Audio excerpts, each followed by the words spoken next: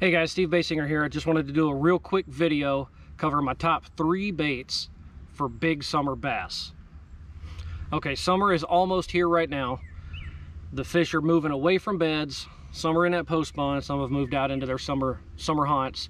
Those summer fish, those are the ones that I'm talking about here. And a lot of people think once summer gets here, you can't really catch big bass. Well, it's harder. It's certainly harder than it was a couple weeks ago. But they're still there. You can still catch them. The first bait that I'm reaching for when I move offshore, and that's what we're going to be talking today, big bass that are offshore. The first bait I'd reach for is a big 10-inch or more worm. This one's a Gambler 10-inch worm. I'll Texas rig this. I will stick it on a swing head jig. A rare occasion I've put it on a Carolina rig. When I'm going to throw this, I'm typically throwing this because there's brush, there's brush piles, there's trees, whatnot, or there's grass. It's a weed edge. I typically don't throw this if it's rock piles, although that can work well, or shell beds, shell bars.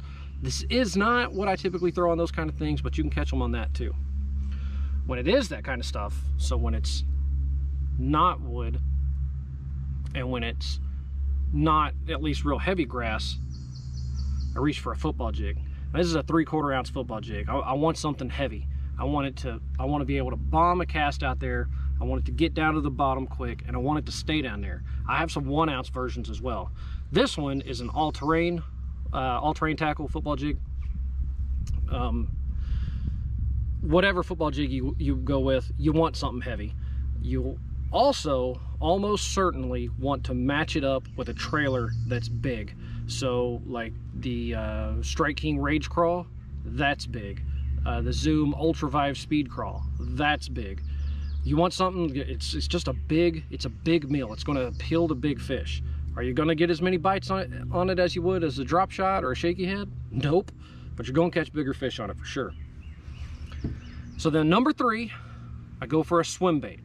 Now I got a couple different sizes here. I'm gonna hold up each one. Now, let's talk sizes, okay? For me, personally, when I fish a swim bait, I am not fishing a swim bait to match everything about the hatch. I try to match the colors pretty well, but I don't try to go with the exact size. To me, the purpose of the swim bait is to get the bigger bite. If I'm matching the same size of the bait, I'm probably not going to get the bigger bite. So whatever the size is, I'm probably going to go a little bit bigger. So if you're, if you're chasing gizzard shad, well, or if you're focusing on gizzard shad, well, these 2 big ones are probably going to be right up your alley. But which I want to say, this is a 7-inch, this is a 6.5-inch. If they're more of those like under 5-inch, 3.5-inch or something, this one is going to be more what I'm looking for. I believe this is a 5-inch bait, somewhere around there.